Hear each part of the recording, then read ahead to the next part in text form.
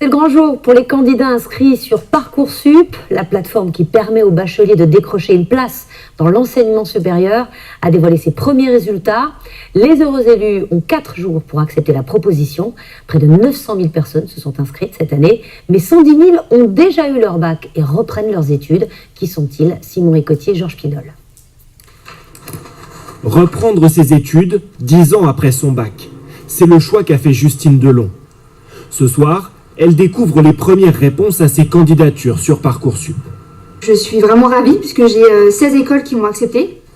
À 27 ans, cette assistante d'éducation veut devenir infirmière.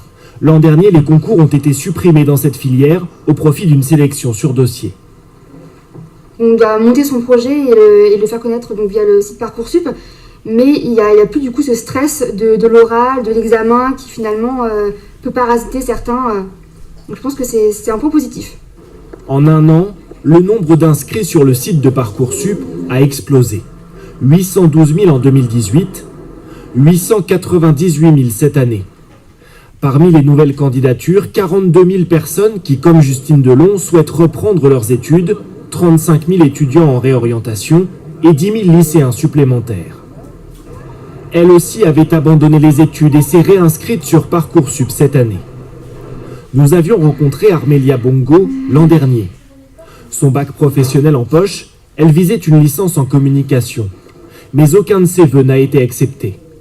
Après un an de petit boulot, elle a mûri son projet d'orientation et souhaite désormais, elle aussi, devenir infirmière.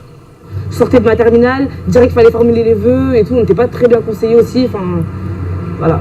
Peut-être une année de recul, ça m'a fait du bien peut-être. 10% d'étudiants en plus cette année. Pour autant, les universités ne prévoient pas d'ouvrir davantage de places. S'il s'avère que ça se traduit par des entrées effectives dans l'université, aujourd'hui, même avec des augmentations qu'on mettrait effectives cette année, on n'est pas capable d'absorber 100 000 étudiants de plus.